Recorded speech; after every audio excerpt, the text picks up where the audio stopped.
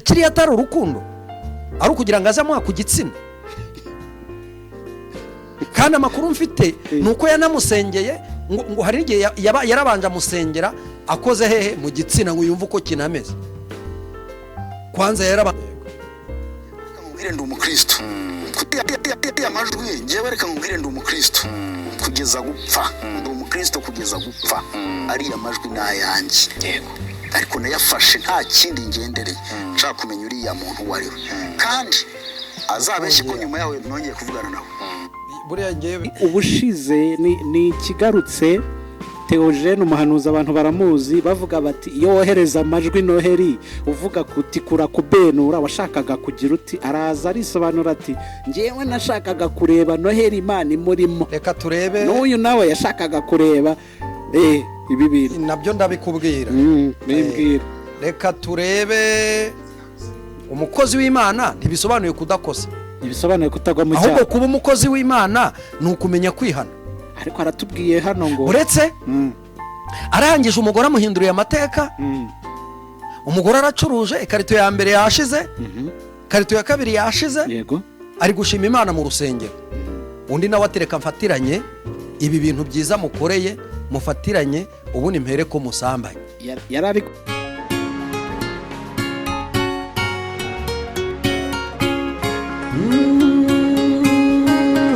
Emana we, Yesu we, ingoma yawe ni amamare.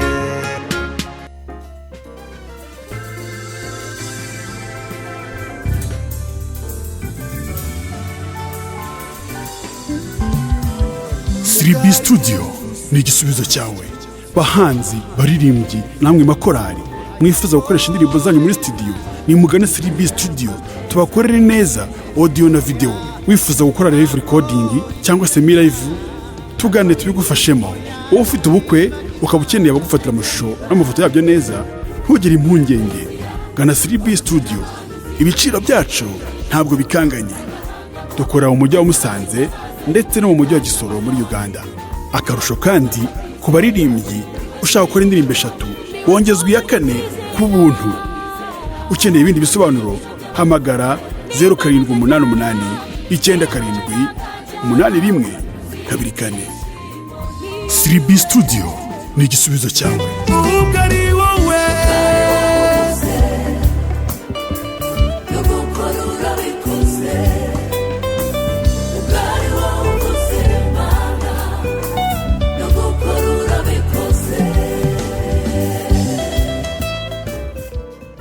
na Imana irahari TV. Ndabashimiye cyane mwebwe mwese mwakomeje gukora subscribe, ni inkunga ikomeye ndetse no kwagura umurimo w'Imana. Ane naho tujye kuvugaho uyu munsi. Amazina yanjye ni Jerry, ugiye kuyobora iki kiganiro.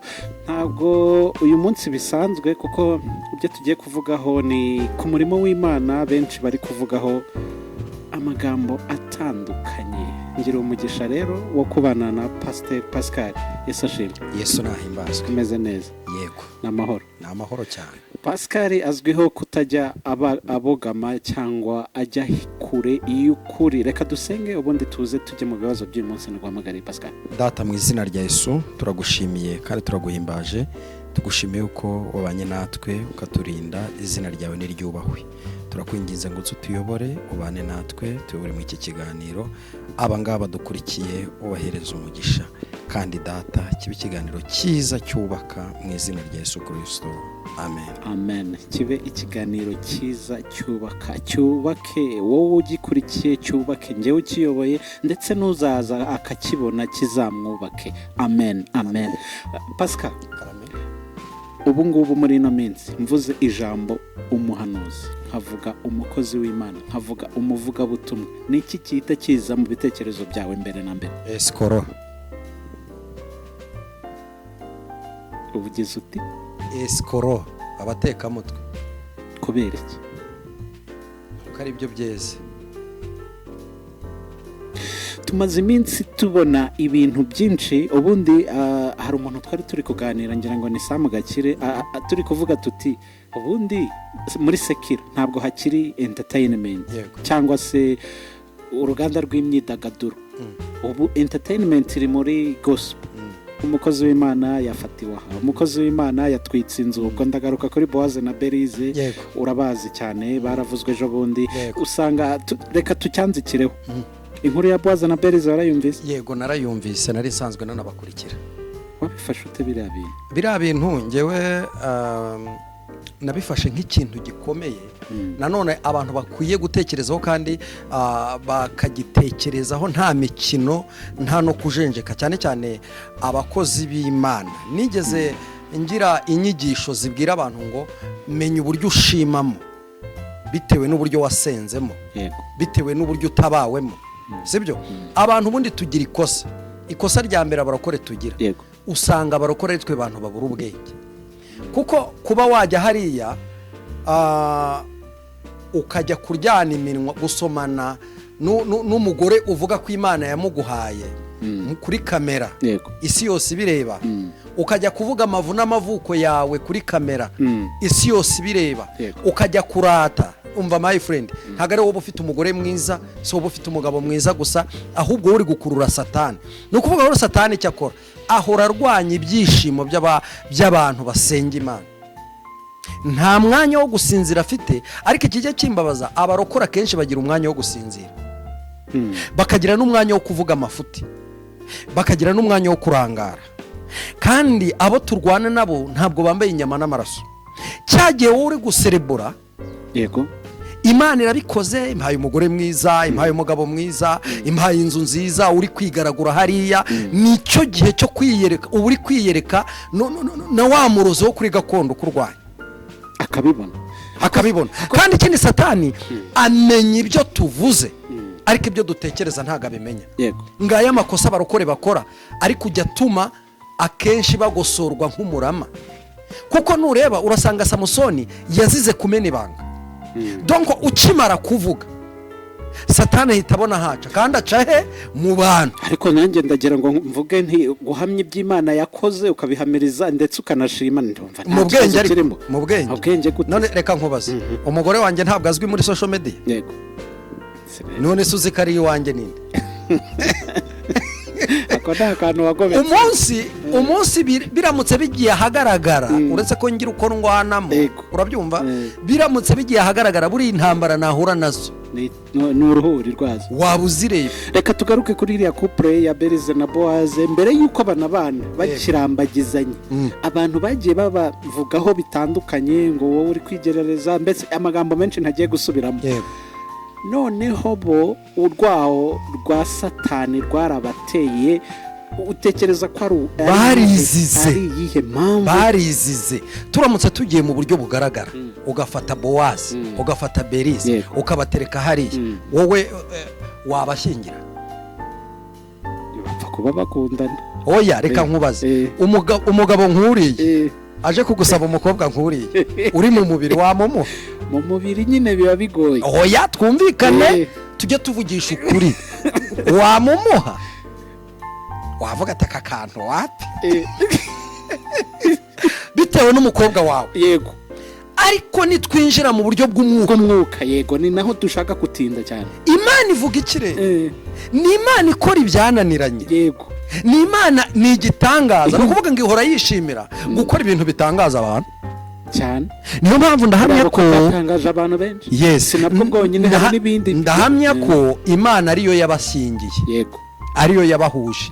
Ahubwo nyuma yaho gukontorora ibyishimo byarabananiye, bishyira ku karubanda. Kandi burya nimba mvuze ngo iyo ugize umunwa muremure Satani araguhagurukana, ntabwo Satani ahagurukira mu muyaga cyangwa mu mabuye. Yes, genda umurate. Hari abahungu bazi icyiza cyo gutunga umugore mwiza. Harimo abahungu bazi, barahari. Urumva kujya hariya ngo ugiye kumurata, ntabwo ari wowe ufite umugore mwiza gusa, si nawe uba uzi gusenga kurenza abandi. Ariko ngiye icyo nibaza, umupagani aragenda kubaka etaje, akubaka etaje igeretse 5, ntavuge. Umurokore yakuzuza akazu k'amabati 10, induru zikavuga. Ukagura ikiro cy'umuceri, induru zikavuga. Abandi bafite amasitoke mu nzu, bacecetse. erega abarokore ni Ariko mureke tugosorwe mbangira ngo dufite ubwenge buke. mbangira ngo ni ukwamamaza imirimo y'Uwiteka. ntabwo imirimo y'Uwiteka yamamarizwa mu biryo no mu bagore beza cyangwa mu bagabo beza. donc niwakira Yesu Kristo nk'umwami n'umukiza mu bugingo bwawe pour entrer ibyo bintu birahagije ko abantu bazakubona waravuye mu busambanyi, abantu bakakubona waravuye mu bujura, abantu bakakubona waravuye mu bugome, abantu bakakubona uvuga Imana neza, ufite imico myiza, ufite urukundo. naho kuza kuhabwira ngo Imana yankoreye ibi, ureba hano Satani yadufatiye. ariko bakwiye no kukubona yakubakiye mu gihe byanze oroshya nkwere cyane Satani yadufatiye. Satani yaraje ifata abarokore ibateramo umutima wo kumva ko kugira ngo bizagaragare ko basenga by'ukuri ari uko bazatunga. kandi twebwe tuza abantu benshi bakubitiwe Imana barayihorwa, barinze bapfa nta kintu cyiza babonye. uravuga uti ibyo mu mubiri batabitunze. ariko ijambo ry'Imana riratubwira ngo dushake ubwami bw'Imana mbere na mbere. nyine dushaka ubwami bw'Imana, ibindi byose tuzabyongererwa. ibindi tuzabyongererwa ryari hehe? ijambo ry'Imana riri mu mwuka. abantu barashaka kurizana mu kinyarwanda, barashaka kurizana mu mubiri, sibyo? ariko mu by'ukuri abantu nibabe maso, basenge, birinde gushakira Imana mu bitangaza. ni naho hantu Satani ari kugongera abantu, umuntu akagira ku rwego rwo kumusengera bamusesetse intoki mu bitsina, bakabika bakango bari kubisengera ni abadayimoni bimukiye. yego mpaka ngo kugira ngo ukunde utabarwe. ninde wababeshye ko Imana yaza? none se ase wowe ntago ujya ukora deliverance ibyo ngibyo urabizi ko ijambo oya ntago bikunda. oya birakunda. oya ntabwo ngibyo nabikora. ntabwo ibyo bintu nabikora. uyu munsi wa none abantu nibahindukire bamenye ko Yesu ataje gukiza umubiri, d'abord yaje gukiza ubugingo, kuko ubugingo nibwo buzabona Imana. none abantu barabihinduye iby'ubugingo babitaye kure, mbese barumva bya kugira ngo Imana ibiri kumwe nayo nuko utunga imodoka nziza. yego uvuze ibintu byo guseseka intoki mu myanya y'ibanga.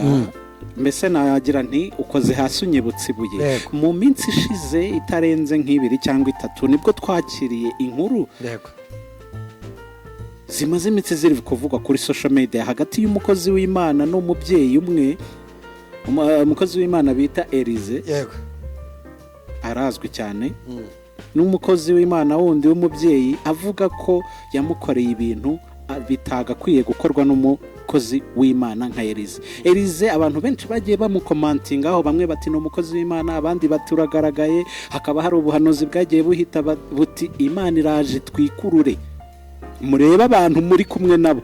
njyewe ntawe naje gucira urubanza hano, ariko ndagira ngo ndebe ese koko ninde utagwa mu cyaha? ni iyihe titre ituma utagwa mu cyaha? ni ubuhe budahangarwa umuntu yaba afite ku buryo butagwa mu cyaha? aho ndabisanisha nuko Elize ejo yakoranye ikiganiro na Baraka TV asobanura ku by'amajwi ye. reka tubanze twumve uko yavuze. reka nkubwire ndi umukristo. amajwi njyewe reka nkubwire ndi umukristo kugeza gupfa. ndi umukristo kugeza gupfa. ariya majwi ni ayanjye. yego ariko nayafashe nta kindi ngendereye. nshaka kumenya uriya muntu uwo ari we, kandi azabeshye ko nyuma yawe nongeye kuvugana nawe. buriya ngewe bibaye byinshi kubisobanura bishobora. yashakaga kumenya uwo ari we, nimumutera amabuye umukozi w'Imana. itonde yashakaga kumenya uwo ari we. nka ya majwi ubushize ni ikigarutse. Theogene umuhanuzi abantu baramuzi, bavuga bati iyo wohereza amajwi Noheli uvuga kuti kura kubenura, washakaga kugira uti araza arisobanura ati ngewe nashakaga kureba Noheli Imana imurimo. reka turebe n'uyu nawe yashakaga kureba ibi bintu nabyo ndabikubwira. mbibwira. reka turebe umukozi w'Imana ni muntu ki? ni muntu ki? umukozi w'Imana ni umuntu wabyawe n'amazi n'umwuka n'umubiri.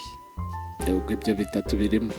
ni ukuvuga ngo ni umuntu ufite ubumana muri we, uri mu butatu bwera bw'Imana. yego uyoborwa n'Imana Data, Imana Mwana n'Umwuka wera. ni ukuvuga ngo imirimo ye yose ijyanye no gusenga arayikora mu buryo bw'Umwuka wera, sibyo? ubutasi arabukora mu bijya mu mwuka. operasiyo y'umwuka. operasiyo y'umwuka. Nicyo byaba ni bimwe Uretse? Okay. None umukozi w'Imana yohereje audio, ayoherereje umuntu w'umugore, ariko nunayimwoherereje Agari audio. bambe aramutelefoni, Eh. ariko amutelefoni yarabanje kumuhindurira amateka, yabanje kumushakira igishoro, Amushakira akazi. amushakira iseta. Ako ni byiza. Urusengero rwa Elize Mm. rurimwo abantu benshi kandi bababaye, sibyo? Yego. Ahisemo uriya mugore. Elize we ubwo arasobanura akavuga ngo yari mushya, Yari mushyashya. nta gihe yari amaze aje. Abandi bari bahasanzwe. Hari abandi bahamaze imyaka. Ahangaha rero munaze kumenya ka kantu Ako ni bya bindi. kitwa gutonesha. Ni bya bindi byo ku by'Imana ivuga ati uwaje mbere n'uwaje nyuma bahembwa kimwe. Abakozi bahembwa kimwe. Ari uwaje mu gitondo n'uje ako kanya. Reka abantu bagiye kutureka bajye bikurikira ba Kanyombya bikinira komedi. Nuko ubwo rero arangije amuhinduriye ubuzima, ariko akajya amutelefona. Muri make yamweretse amarangamutima. Ariko ubundi tubanze twibaza, ubundi Elize afite umugore Aramufite. wa mbere cyangwa wa kabiri? Ntabwo mbizi icyo nzi cyo nuko amufite. Wa kangahe? Wa kabiri. Amakuru avuga ko afite umugore wa kangahe? Aho hantu ndagira ngo nkubwire ko aho hantu harimo n'ikintu cyitwa ubuhehesi. Erega wakorera Imana uboshye, ahubwo akwiye kubohorwa. Kuba akorera Imana arayikorera, impano yo gusengera abarwayi arayifite, impano y'ivugabutumwa arayifite, ariko wakora iyo mirimo yose uboshye. Ufite ikintu cyakubase. Abantu tujye twemera ikitugora. Ubundi ikintu gituma dutakaza Imana ni ukwishyira hejuru, kandi noneho Imana ishishikara idushyira hanze, ikoze mu buryo butaza kugira n'umuntu n'umwe bikomeretse cyangwa se wabigenderamo. Burya ari wowe ubwawe bituruka. Imana nigera ku rwego rwo kugushyira hanze, ni wowe bizaturukaho. ari wowe biturutseho. Burya uburakahebwe ubu uri umupagani wa nyuma yabo tubona. Elize n'umukozi w'Imana. Ninde wabihakanye? Abantu banze banabimenye, kuba umukozi w'Imana ntibisobanuye kudakosa, Ntibisobanuye kutagwa mu cyaha. ahubwo kuba umukozi w'Imana ni ukumenya kwihana. Ariko aratubwiye hano ngo Uretse arangije umugore amuhinduriye amateka, umugore aracuruje, ikarito ya mbere yashize, ikarito ya kabiri yashize, Yego. ari gushima Imana mu rusengero. Undi nawe atereka mfatiranye ibi bintu byiza mukoreye, mufatiranye ubundi mpere ko musambanye. Yari ari kwishyuza si byiza yamukoreye. Uzi ukuntu mu migani havuga, ntuzarye ibyo kurya by'umunyajisho ribi, intore y'ubugari wamize azayikurutsa. Mu migani ya Salomo. Ariko uriya mugore Imana imuha umugisha, sibyo? Noneho arangije aravuga ngo ni iki nakora nimba uyu mugore ari kurya akanywa akaryama kubera njye. Arangije aramutereta, amaze kubona ko arenze umugore we, kandi avuga ko ari ubwa mbere yaramubonye. Nyine n'ubwa mbere yaramubonye. Buri usize ukuntu umudayimoni w'ubusambanyi akora. Umudayimoni w'ubusambanyi agenda mu mboni y'ijisho. Buriya ushoboye kuva hano ugataha ubukwe Rusizi cyangwa Kirehe, wari muzima, wahagera wakubitana n'umukobwa usambana, ijisho mwarebana gutya gusa tayari mukavaho mubaye inshuti. Kuko njye byambayeho, nigeze kugendana n'umuntu tujya Kirehe, twari tugiye kuririmba mu giterane, arambwira ati ariko uriya muntu ko ari kunyitegereza cyane bimeze tipe rabatisha ati nanjye ndi kumureba nkumva arankurura. Ndamugande kandi ubwo uraje ufatwe. Tipe wamaze kugera mu bana nka 30 bose baramuzi, uzwi Nyabugogo, ni inshuti yanjye. Wabyumvise? Ndamuzi. Yakoresheje uko ashoboye, yantaye Kirehe n'umuhanzi, yantaye Kirehe, baramuzi cyane, yantaye Kirehe, acuranga gitari ko afata moto, yaragiye Nyagasambu, yaragiye hehe, njye navuye Kirehe ngenyine, kandi bahuriye aho. Ikizakubwira ko ufite umudayimoni w'ubusambanyi niki? Nuko ukubitana n'umuntu nyine ako kanya connection ihita iboneka, kuko abanyamuka iyo basuhuzanyije nabo connection y'ijuru hita yuruka. Ubushize narakubwiye ngo ngomba kumenya abantu ngendana nabo, nkagira nabo ntandukana nabo bitewe n'imico yabo. Nugendana n'umuntu kumva imico iri kukukurura, tandukana n'uwo muntu. uyu mugabo rero yakubiseho nyine bikururanye aba ari wakoreshereza igitangaza mwakira ubufasha, kandi hari abandi bantu bababaye no mu muryango we, hashoka harimo abantu bababaye atari yakorera ikintu nka kiriya, ariko akoze kiriya atari urukundo, ari ukugira ngo aze amuha ku gitsina. Kandi amakuru mfite nuko yanamusengeye ngo hari igihe yarabanje amusengera akoze hehe mu gitsina ngo yumve uko kinameze. Kwanza yarabanje amusambanyisha intoki. Wabyumvise? Ibi bintu rero biracyari, arangije ati nkamusambanya mu bundi buryo buzima. Nge mvuze kubera ko nawe ubwe yemerera audio, ariko akisobanura mu buryo bw'amafuti. Aravuga ati biriya bintu ni nge wavuganye nawe naramuteresa, ariko niwumvira audio hari ahantu avuga ngo wanyima se. Byumvikana ko yahwereye, abarundi baravuga ngo yahwereye wanyima, sibyo? Cyangwa se mu kinyarwanda yashyutswe. Urabyumva neza, niko mu kinyarwanda bivuga. Yarangiye, yapfuye, ubwenge bwagiye.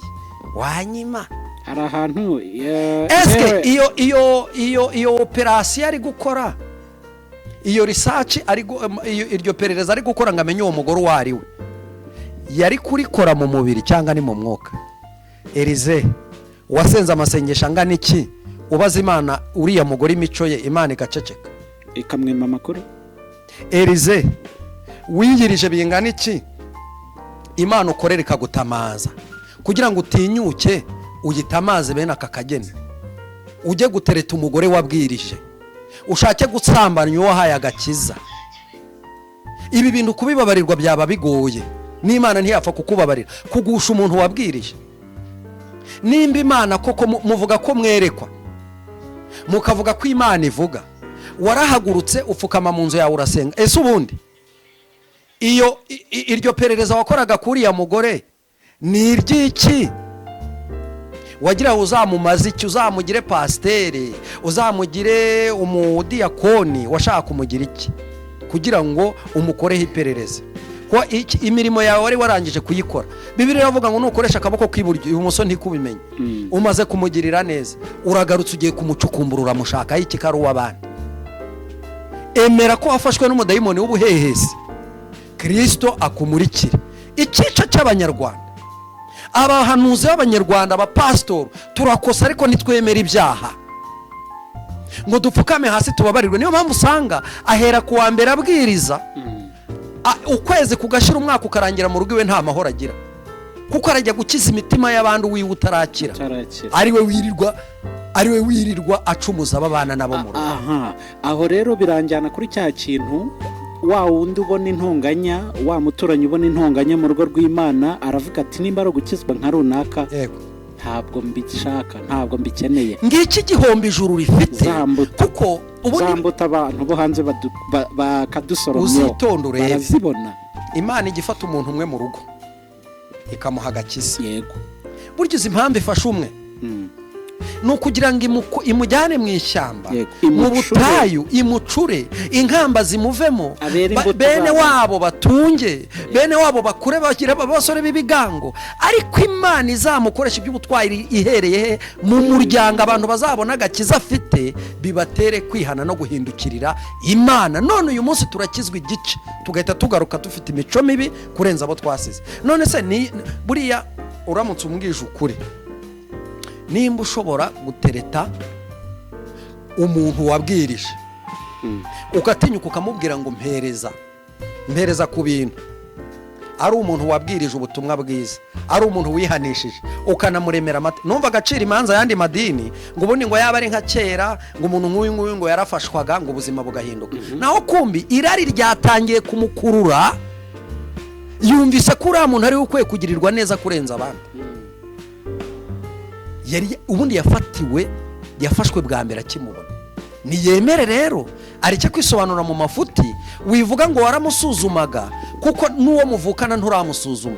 Nje nagira ngo tugaruke, niba usenga by'ukuri jya upfuka musenge, ubaze Imana ngo uyu muntu turi kumwe n'indere kandi itanga amakuru. Buriya ntubona, cyangwa buri wese ufite uko imubwira amakuru. Imana Imana itanga amakuru. Impamvu izi ngo zirirwa zibomagurika, Wabanje abantu gufata- barabana n'abantu nta makuru wabanje bafite. kugira gutya nibwo itanga amakuru ukumva urutsinga rufite Nyine ikibazo amakuru bari gushakira mu bitsina by'abantu ni makuru bwoko ki? ni hatari. Tuvugisha ukuri, nimba ukeneye amakuru yo ushaka kuyamenyera mu gitsina cy'umuntu. Pastor, harimo abantu benshi bagiye bashyira komantere ku byo bagiye babona bavuga bati na Dawidi Imana yaramukundaga yari umunyabyaha. Impamvu ni iyi mpamvu. Erega Dawidi yakoreye Imana, hari abakozi b'Imana bake. Yego.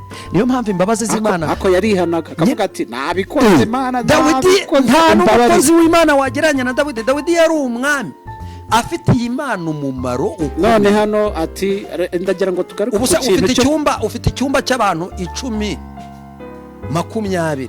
Imana ifite umwanya wo kuzagutaho mu gihe cyose utari kubabwira kwihana ibyaha n'igisa nacyo. Ndagira ngo tugaruke ku kintu cyita guca bugufi, gusaba imbabazi, kuko ni iyihe titire umuntu yaba afite akorera Imana ku buryo ataca bugufi ati nakosheje naguye mu cyaha. Bamwe bazikubita imbere ye bati mwami twaragukoreye, urabyumva, ndetse twirukana abadayimoni mu izina ryawe ababwire ngo nimumve imbere sinigeze ko bamenye. uzi impamvu yabyo. Abantu bishimira kwatuza abandi bo ubwabo batazi kwatura icyaha. Icyo turi hano ni ukugira ngo imitima y'abantu ni gute yakira, ni gute za mbuto zaboneka, ni gute umukozi w'Imana nyawe yaboneka, kugira ngo abantu be gukomeza kurebera umukozi w'Imana uwo ari we wese bamubonemo nk'igitangaza, nk'aho ari ku rwego atacumura, nk'aho ari ku rwego Satani atamurasa. Abakozi b'Imana baracumura ndetse cyane. Yego. Kandi ibyaha bakunda kugwama ahanini ubusambanyi, babimenye ni ubusambanyi ndetse n'amafaranga. Nyine ubwo ibyo byose biza ari uko babonye amafaranga. Niyo mpamvu Imana ubundi iyo igukunda igushyira kuri tekeri ikagukaranga, ukajya ubona abandi barabona ibintu, wowe ukabitegereza ukabibura, naho kumva Imana yaradirebye iravuga ati aho kumuhomba reka muhombye ibintu. Ubundi Imana wagakwiye kuba ukorera Imana ufite aho kuryamisha abashyitsi, ibyo kwakira abashyitsi, urugo rwawe rwuzuye. Ariko noneho Imana isigaye ifata abantu ikabanyuka, kuko igitwizera yamara kutwizera ikaduha umugisha, yaduha amafaranga. Na ba bana twavuga ngo Mana umpaye amafaranga baziga heza bakarya neza ntibabe bakizi. Na ba bagore twabanye mu butayu tugahita tubareka tukajya gushaka abiyubatse, kandi ya mafaranga Imana iguhaye wayubakishaho umugore wakamera nk'uko ushaka, yarya pe tayo ushaka akazigira. Tukiri ku kintu cyo kwihana rero, kwihana ukavuga uti mumbabarire naguye mu cyaha. Nta kindi Satani yakoze, yaragiye afata umutima wo kwishyira hejuru awutera abakozi b'Imana. Bumva ko bo badakosa. Hari ahantu nagiye barimo bigisha umuntu ari kuvuga ngo araza gutanga umugisha, ari no kuvuga ngo abantu yagiye hesha umugisha. Noneho baravuze ngo Imana yamuhaye imodoka 3 ngo n'ibibanza 10 mu mujyi wa Kigali. Ntungurwa nuko ari kuvuga ngo abantu bitange ngo bahere ngo bahere ku 50 agera ku rwego rwo kugera ku mafaranga 1000 nk'umuntu Imana yahaye imodoka 3, nk'umuntu Imana yahaye ibibanza 10 mu mujyi wa Kigali, sibyo? Ari kwitangisha amafaranga 500 kugira ngo yishyure urusengero. Aya ni amasega y'abambuzi, ni ukwirirwa barya abantu n'utwo bari bifitiye. Noneho batewe n'umutima wo kwishyira hejuru. Niyo mpamvu badateze kwigisha abantu uzacunge. Barigisha yagira ku cyaha akora agakwepa, ntabwo bakivuga, kuko imbaraga za Satani ziba zarabuzuye. Ntabwo bashaka kubwira abantu ngo bihane ibyaha byabo. Ubundi vuga butumwa ni ukubwira abantu kuva mu byaha bakazaraga ubugingo buhoraho, bakagira iki? Urukundo. None ubu ngubu abapagani, abo twita ko ari abapagani, bafite urukundo cyane, ntibahemuka. Ariko n'uwo wizeye umunsi umwe ujya kumva ikintu cy'ikiwodiyo ngo pafu mutikuri mubenuri wampaye wanyima, twajya kora tugasanga ni n'umuntu utari kumwe n'umugore wa mbere w'isezerano. Rega ntawe ni umudayimoni yakuranye. Erega tujye twumvika, ntawe tugamije gusesereza cyangwa kugira uwo dukomeretse cyangwa kugira uwo tubangamira. Turi kureba icyatuma imitima yacu ikira igasengera ubwiza bw'Imana. Abantu ntibamenye kwisengera. Maze igihe kinini mbwira abantu, utari wamenya kwisengera, utari wamenya kwiyiriza ubusa, utari wamenya kwifungirana mu nzu ngo utakambire Uwiteka, uzahura n'abesikoro. Sibyo? Utekereze ko ufite umugore wawe wubaha, ajye gusengera ahantu bamukabakabe mu myanya y'ibanga, yaza asa akabikubwira, aza ababaye, ntiyanabikubwira. Kuko uyu munsi dufite ikibazo, ivugabutumwa ryamaze gupfa. Kandi nyamara nimwitegereza murasanga abakozi b'Imana, Imana ubundi yaraduhaze abitwa ko ari abakozi b'Imana. Kuko nimba Imana igeze ku rwego kugishyira hanze, abantu baraza bakakuvuga runaka wakwihannye ukanga, bwacyo ukabure kuyikiyodiyo wikuriye mu kanwa kawe. Cyangwa umuntu yagira, reka tugaruke kuri iki kintu cy'abakozi b'Imana bateye, bafite amatitire, bafite uburyo bayoboye insengero cyangwa n'ahandi bavuga ko bakorera umurimo w'Imana. Wagira icyo umuvugaho umuhugura ati itabaribwa, muhita mushwana, ati itaba inzego, muhita mushwana. Iyo akugiriye impuhwe, iyo akugiriye impuhwe murashwana bikarangiriraho, ariko ribu yo rwose bahita birukankirayo. Kandi umujijije iki kumubwira ukuri, urabyumva? Niyo mpamvu turamutse dutunze umutima wo guca bugufi, buriya uzi Elize inama namugira, yego tugana ku musozo, inama nagira Elize, yakwemera ko yagize intege nke. Ubundi Elize ni umukozi w'Imana, nta kibazo, ahandi nta kibazo. Elize ni umuvuga, Elize arasenga pe, ndamukurikira, sibyo? Ndamukurikira cyane, inyigisho ze abantu ni ukugira ngo batandukanye kuba izo mpano. Ntuzatekereze ko Elize ataterwa n'abadayimoni. Ariko yabihakanya, avuze ko yagira ngo yumve uwo bari kumwe wari. Kukomeza kubihakana bizatuma agwa mu kindi gikomeye, noneho vizavi niyemere ko yakoze icyaha, sibyo?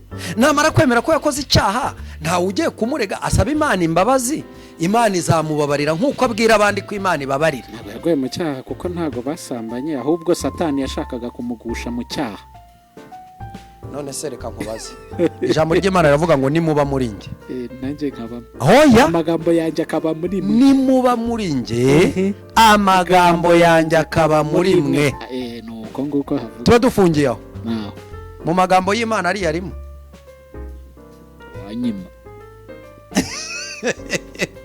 Munsaba icyo mushaka cyose muzagihabwa. Ni ukuvuga ngo iyo ufite amagambo atari ay'Imana mu kanwa kawe, nta nubwo wayisaba icyo ushaka ngo ugihabwe.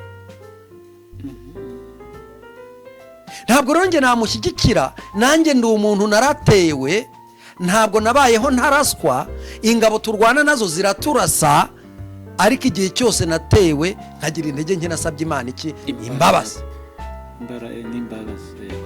Nugera ku rwego rwo guterwa ugakora icyaha ntusabe, imenya ko n'ubugingo ntabwo uteze.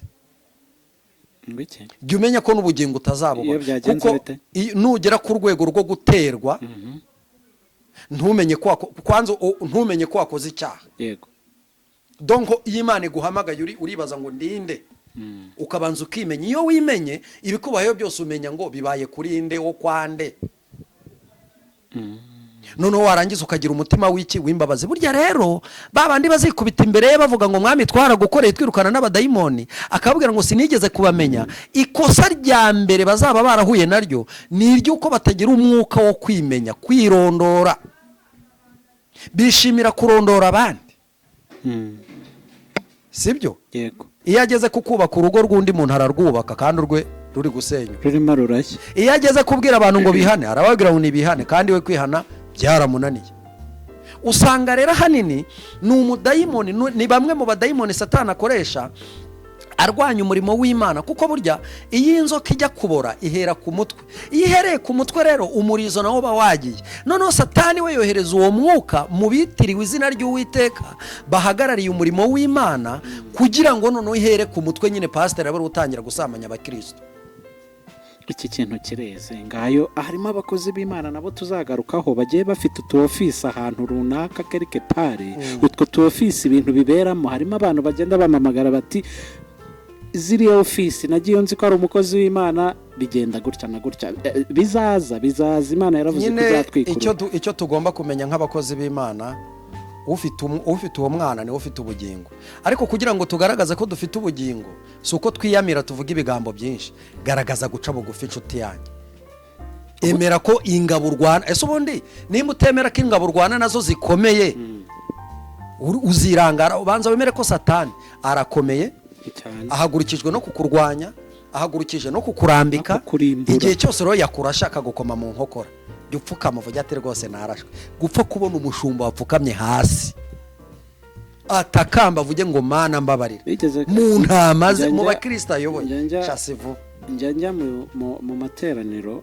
buriya ikintu iyo bavuze ngo icyaha mu bintu bimpindisha umushyitsi nabyo bibamo ni nako gusenga bibamo pe noneho nkabareba umwigisha yavuga ati umuntu uzi ko nta cyaha afite aba ari usigara wicaye nkabona abashumba basigaye bicaye kubera wa mudayimoni wo kwishyira hejuru ngo bataza kubibona koko nawe uvuze ko usigare wicaye nimba nta cyaha ufite mpita mpaguruka amateraniro ntabwo ari ay'abakiranutsi ni ay'abanyabyaha bagiriwe impuhwe kwa muganga hajya abarwayi zo kubona uwo mwanya wo kujyayo yego hajya abarwayi kwa muganga ukeneye gukira niwe ujya kwa muganga ubwo rero ntangazwa n'umuntu uvuze ngo ninde urwaye kandi uri kwa muganga kandi na bwa butumwa bwavuzwe ni ubw'abantu bari aho ngaho mbone no kubwira abantu ujya kubona ko basohotse baragenda bavuga ngo Imana yavuze ibi ngo bigishije ibi ibyavuzwe n'iby'abantu bari bahari wijye kubibwira abatari bahari yego rato abantu bamenye ibyo utumvise Imana ntizabigucira ntago izabikubaza Imana yorukije ubutumwa bw'abantu bari mu rusengero urangije uri kujya kubibwira abandi none se nta mugani wumvise w'abantu batewe bari mu rusengero bakavuga ngo muri mwebwe wemera Imana ngo nahaguruke pastor agahaguruka bakamusohora barangiza bakagaruka bavuga bati turamwishe bakerekana n'ibimenyetso urusengero rwose rukihakana Imana akavaho umukecuru umwe akavuga ati njyewe ndemera ko ndi umukozi w'Imana ndemera ko ndi kumwe n'Imana yego baramubwira ati pastor we uzi ko uyu nguyu ari we muntu wenyine ufite kandi nta n'icyo bamugize uyu munsi ikibazo kuki abantu badashaka kurwana urugamba ngo bagere ikirenge mu cya Kristo inzara ikurye wambara ubusa uhure n'abakugerageza bakugerageresha impiya bakugerageresha ubwiza n'ikimero uhamye Kristo niki yaba ari katumwa nkuko yabivuze ariko yaje kukugerageza birashoboka Satana akorera mu bandi 100% nimba sari gatumwa kuki yakugushije erega yaramurambitse sibyo yaramurambitse niyemere rero ni umukozi w'Imana twese turabikurikira tukabireba ariko niyemere aca bugufi Imana izamubabarira ikindi nacyo ndavuga no kuri uwo muntu uyu mugore uyu mugore afite ikosa sibyo yego irihe ikosa afite waravuga ati ngewe naramwangiye sibyo nanze ko abikora kandi akavuga ati intoki zari zagezemo no mu mawodiyo turabyumva yaramubwiraga ati yo ni Satani ihangara ariko impamvu avuga ko yamuhakaniye ngiye ntekereza kuko yari abizi ko ari kuri codinga nawe uzi kuri codinga umuntu wasubiza ibyiza ntacyo ariko kugira ngo ubwire uwo muntu ayo magambo nuko musanzwe muvugana ntago wapfa guhubutura ibyo bintu ari ubwa mbere uretse n'ibyo no kubwira umuntu nguriza amafaranga ntago wabimubwira udasanzwe muzi kanswe kumubwira ngo ibintu ngo byo kugira no kuvuga iki uyu mugore ni inyungu ki ufite mu gukomeza gushyira hanze umukozi w'Imana yego inyungu ni inyungu ki ufite mu gukomeza gushyira umukozi w'Imana hanze ibyo mwakoreye mu ibanga uri kubizana ku karubanda ngo bitagenda gute audio warazitanze byararangiye ariko uyu munsi urakomeza gukora ibiganiro nese ushaka kurira hiti ku mukozi w'Imana erega mumenya aho babikorera ariko uburyo bayobowe n'umwuka wera aho bihanira ntimuhazi. ntiyazagerwaho n'urubanza uyu mugore cyangwa n'umuvumo. Erega Imana ikoresha igikenyera yarangiza ikagikenyura, niko Bibiliya ivuga. Uyu munsi nukomeza kubungana umukozi w'Imana, umukozi w'Imana akaba ari kurira, akaba ari gutakambira Uwiteka ngo amubabarire, Imana izaguhemukira, Imana izagukubita, ukarangiza. none wowe uracyari kugenda ukora ibiganiro. Sigaho nshuti yanjye, rekera aho ngaho. Nubwo byabaye ni intege nkeya yagize, ntawe utazigira, ariko nibe nawe imbabazi z'Imana zimuri hafi cyane, kare n'umukozi w'Imana. Akuriya we ni igicamuke uriya mudamu. Urumva ntagabanye rero, umuntu aragusengeye, umuntu amaze kugusengera aguhinduriye ubuzima, aguhaye business, none na n'uyu munsi uracyari kumwirukankana. Ariko nimugira nimuwe. Hari n'ikindi kintu yakoze gikomeye, wenda yirengagije, tutagiye kwinjira ibyabaye muri studio kuko ntari impari, ahubwo icyo ndeba ni uwo mudamu avuga ko yari yabuze umwana. Eliza aramubwira ati ngwino dukora ikiganiro, wenda hari umuntu wabona ikiganiro akaduhamagara, kandi koko niko byagenze. Icyo kiganiro cyatanze umusaruro, umwana araboneka. Icyo si akamaro yari amumariye, yamukoreye ibintu byinshi, sibyo?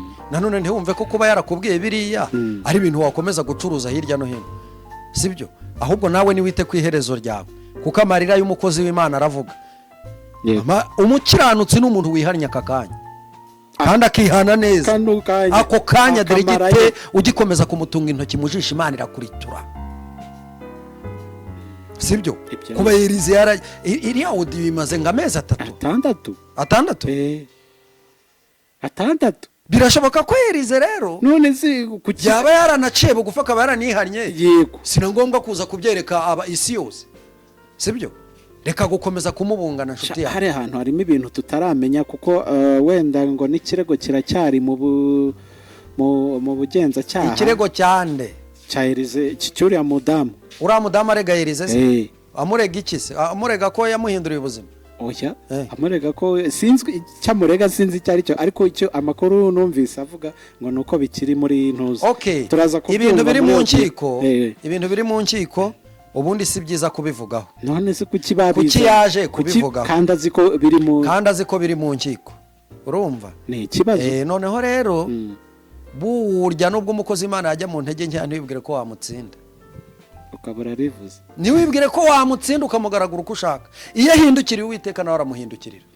Aho bahuriye ntuhazi, aho yahuriye n'Imana ntuhazi. Bibiliya iravuga ngo wamwanze yoye nyishima hejuru, ningwa nzongera mbyuke. Sibyo? Wikomeza kumwishima hejuru, n'umukozi w'Imana. Yego. Kandi uyu munsi Uwiteka aracyamuhagazeho, hamwe yapfukama hasi akarira amarira ye yagukoraho. Murakoze. Nuko ngera byumvaga wowe nkomerekeje ambabarire, ariko icyo nabwiraga abantu, kwihana ni byiza, guca bugufi ni byiza, guhana amahoro ni iby'umumaro kandi cyane. Tuvuga ubutumwa duhereye mu ngo zacu, tuvuga ubutumwa duhereye iwacu, kandi twubaha abo dusengera. Please, twubahe abo dusengera. Pastor Pascal, urakoze cyane. Ndagira ngo mvuge ko nta na kimwe twari tugamije kuvuga nabi, nta twari tugamije gusenya, twari tugamije kubaka ubwami bw'Imana. Twari tugamije, hano twavugaga icyaha, kandi n'ubundi kugira ngo ikibyimba gikire uragikanda, ugasigaho umuti, hanyuma bigakira. N'Imana rero kuyisenga, urabanza ukavanaho ibyo yanga, ubundi ukaza ikabona kuguha umugisha. N'ibyo twari turimo. Ntagire utwumva nabi, uwatwumva nabi ntabwo tubimubuza, nongere mbikubwiye, sibyo? Ariko nanone ukuri guca mu ziko ntigushye. Yego. Nta gihimbano twavuze, ahubwo twavugaga ngo twagendeye ku byo twumvise. Umuntu ko akora icyaha yitandukanyije n'Imana abizi kandi abishaka. Yego. Iyo amaze kubimenyera akitekereza, umunyabugingo ntaheranwa n'icyaha, umunyabugingo ntaheranwa n'agahinda, umunyabugingo ntabwo ahera kwa Satani, ahubwo ahindukirira Uwiteka, nawe akamugirira ibanga. Aravuga ngo nubwo byatukura tukutuku, ndakweza, bise n'ubwoya bw'intama, bise na sherege ni urubura, kurya ruba rwera. Imana irakweza ikakwiyegamiza mu gituza, Imana irakweza ikakugarurira amahirwe, Imana irakweza igasohoza amasezerano, Imana irakweza ukazaragwa ubugingo buhoraho. Ariko password ni uguca bugufi no kwemera icyaha wakoze. Murakoze. Pastor, ndagira ngo usabire umugisha umuntu wumvise neza icyo twavugaga hano. Twavugaga kwihana, guca bugufi imbere y'Imana, kugira ngo ubone umugisha wayo, ubone guhinduka, ubone kwera imbuto, hanyuma wa mucyo wavanye ku Mana ari we ujyana mu bandi. urakoze. Bibiliya yaravugaga ngo Mose yavaga ku musozi yazanaga mu ruhanga rwe harabagirana. hari akandi kantu nibagiye kuvuga nshaka kubwira abakristo, yego, abantu badukurikiye. ubundi uzi ko umuntu ashobora kukubwira ijambo ryo kwihana ibyaha, wamara kwihana ibyaha ugahita ukira mu buryo bwo mu mubiri no mu mwuka. ni ukuri pe, nibyo twariho. umuntu yakubwira ijambo ry'Imana, wakumva uryakiriye neza, Imana igahita iguhindura amateka, ikaguha ubwo butumwa. Imana ikaguhindura amateka, ukandikwa mu gitabo cy'ubugingo. Mureke gushukwa n'inyigisho z'ibinyoma zururutse imitima y'akanya gato, ahubwo mushake ibyahishwa abanyabwenge. Ako se abantu barashaka visa ngo barajya muri Amerika. No muri Amerika ni ku isi, ntago ari mu ijuru. Wasanga hariho abantu batazi ko muri Amerika ni ku isi. Reka nkubwire, visa yego urayibonye ariko urarimbutse. Wowe tumaranye igihe, bikumariye iki? Sibyo, tumaranye igihe. Ntabwo uzi ibitangaza Imana igenda inkorera. Ikimana ivuga iravuga ngo nitwihane gusa tukabikurikiza, tukabona ibitangaza by'Imana. Nabo tubwiye kwihana, abo tubwiye agakiza babyumva, Imana ikabaha ibitangaza. Sibyo? Ubu rero ndi umugabo wo kubihamya ko iyo ukijijwe ukagerageza kurwana, sibyo, ntuzumve nta mutagatifu, ni ukurwana buri munsi n'ibitugerageza. Imana iguhereza umugisha. Murakoze. Hanyuma abantu bagiye kuri channel yawe Imana Irahari TV bakore subscribe, bagushyigikira umurimo w'Imana, biba ari byiza. Inyigisho yagufashije, bumvise ikiganiro kumva aragikunze, kumva amagambo y'Imana ari mu mukozi w'Imana, nyarukira kuri Imana Irahari TV ukandeho. Niwo murima wacu nyine, Imana itwagure, tubona agasukari, tubona kenda, tujye tubwiza abantu kuri niko bimeze. Murakoze cyane data, mu izina rya Yesu ndagushimiye kandi ndaguhimbaje, ngushimiye kubanye natwe. Ndasenze kugira ngo urengere ubwoko bwawe, abakozi bawe uduhe guca bugufiya ndetse no kumenya igihe twakoze icyaha, uduhe umwuka wo gutahura yuko twakosheje, bityo nawe tuguhamagare uduhe imbabazi zawe. Ndasengera rero abagize intege nkeya, ndasengera abakozi b'Imana bari mu ntambara zitandukanye ndetse harimo na Elize, kugira ngo Mana ubakomeze umutima ndetse wongere kubibutsa ko uri mu ruhande rwabo mubisha ntawe. Ngaho rero bana natwe kandi dushyigikire mu izina rya Yesu Kristo, amen. Ni 078 92 665 760. Murakoze cyane, amen.